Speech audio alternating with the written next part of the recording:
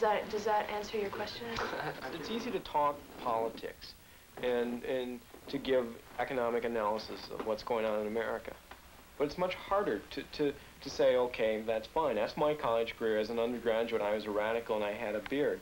And now I'm graduating, and what am I going to do? You know, it really bothers me. What am I going to do next year? I don't know. I can't see myself going out and being a member of you know, Ford Corporation. I can't really see myself right now becoming a professor at Stanford University because most of them have sold themselves out. And I don't want to be part of that. I want to do something. And most of you people that I know, that I'm getting to know this year that I haven't known before, are juniors or sophomores. I don't know what you are. And, you know, next year... But we're going to be out. I'm 35. Yeah, I know, but I'm going to be out first, you see? And I'm going to be alone, maybe. You know? Maybe not. Maybe. And I can see myself going back to Allegan, Michigan, which is where I'm from. And you know, and conversing with the local rednecks. and trying to convince them that everyone who has long hair isn't either a queer, an anarchist, a communist, you know, a hippie, or whatever else. Probably they are. Okay, but you know, but I'm going to be out there. And I have to make money. I have to live. Maybe I'm being really naive. Maybe you're not. But no, I mean, there's enough prosperity coming out of this goddamn economy to have everyone have enough not to have to constantly be boggled by economic, you know, am I going to make enough bread today? Am I going to make enough bread? And to be able to start living life.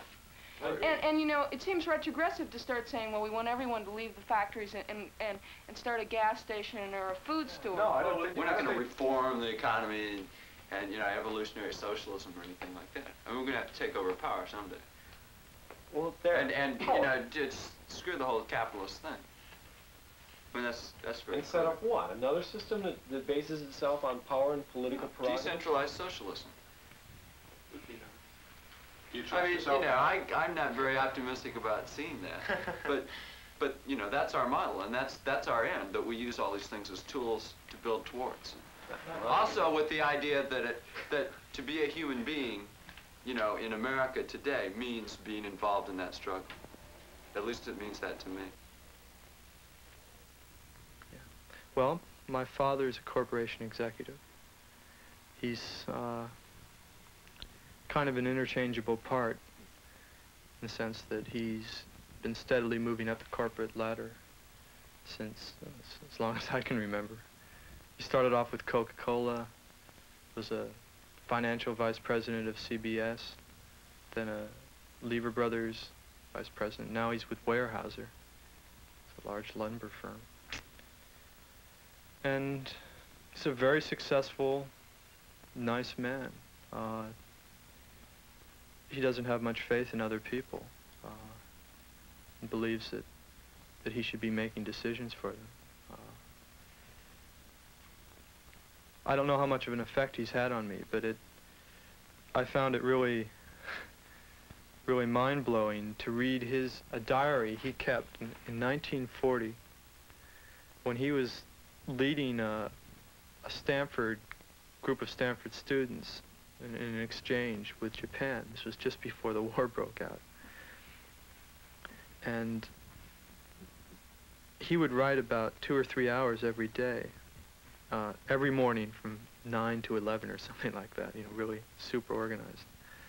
And for instance, he was in Korea at one point, and he was interested in how Koreans differed from Americans. And so what he did was he listed 1, 2, 3, 4, 5, 6, 7, 8, 9, 10, 11 different ways in which Koreans differed from Americans. And it's just very typical of the way I think his mind works. It's very organized and rational. And that's really been I don't know if that's a product of my class or not, but certainly there's been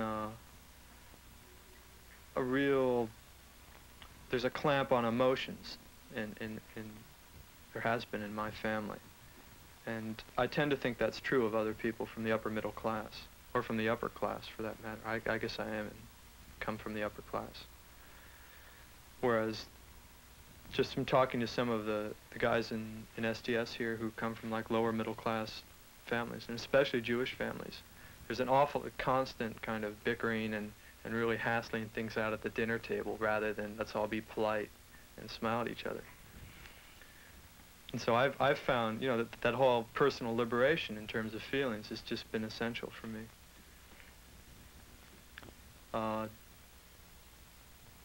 My mother is, I guess, is a nice woman, but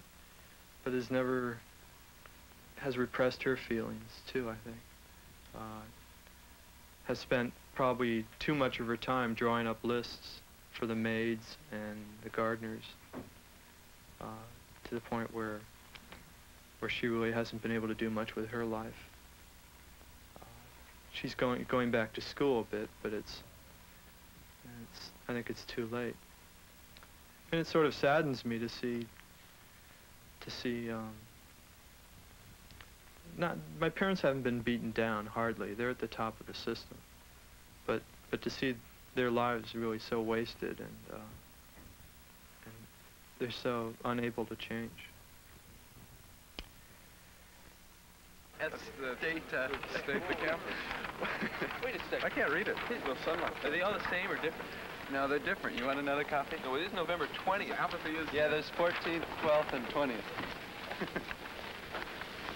Well, that's silly taking pictures. Oh, that's really nice. If you hold this up, you want to see?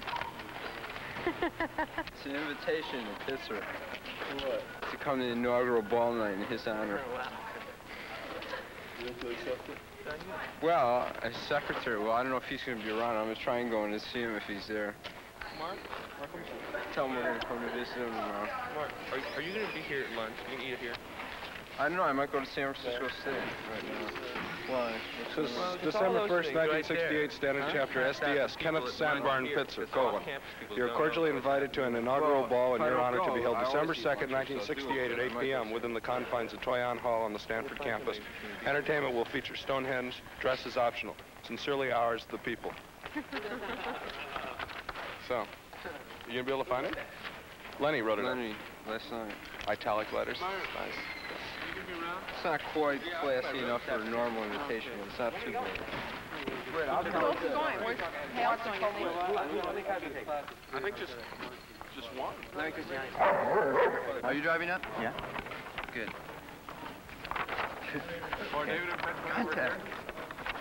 Well, we ought to decide. We ought to meet up there or something, you know. I don't know how to get there. I don't either. All you do is you get on the new freeway that's you know how to get to the airport? Yeah. Here's Bayshore, right? Right. You're going this way towards SF. Here's the airport. Right. It's somewhere up here is that freeway. No, it goes right by College of San Mateo. Danny, you going out to stay? Oh, let's go. This is just amazing. Let's go, shocker. Al, are you coming now? Yeah. All right, come. And Day after tomorrow? Yeah, yeah. And Oh, listen, fabulous. what happened was about 2 months ago, we went up there for the boycott. Yeah. Larry and I had our pictures taken Yeah. by this I never know school pig, school board pig. Yeah. And like we were worried that they might show him. But It was evidence. Yeah. literary reality Outside in terms of education. social Outside class education, distinctions in terms See, this is really good. I just walked right in there. Did you get the letter from my letter form? Yeah. Yeah. So I swear to God, so I go in there, you know, and I had to go through about 3 sectors also. Finally, the secretary says, well, I'll bring in the thing for you. I said, no, it'd probably be better if I do it myself. She said, well, he's not doing anything now, but there's a lot of people that are going to be wanting to see him. I said, well, I want to see him too. So then she said, well, do you need to be introduced? I said, no, we know lots about him. So I just walked right in. He looks up like that, you know, and I said, hi, how are you? And all of a sudden, I said, we have an invitation for you. So I hand him the thing. Did he open it? Yeah, so I hand him the thing, and he reads it, and he gets all nervous. He said, what's this, you know? So then he says, well, you don't really expect me to come, do you? Like that, you know?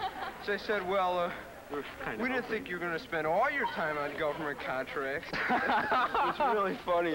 Beautiful. Oh, it was really Is he comfortable in his office? Like, Oh, no, he was so nervous. Because I was standing up, see, you know, he's sitting at his desk like that, you know. He said, oh, I'm interested in talking to you. Like, you know, it's really, you can't believe, you know, like I was at least a little bit nervous. but the man's before. interested in ending the war. Yeah, I mean, like I was at least, obviously, a little bit nervous before I walked in there, you know. But after I walked walked in there and saw how nervous he was, I had nothing to worry about. He said he's interested in ending the war. Yeah, I want to yeah. use that statement. Yeah, he said, I'll do anything.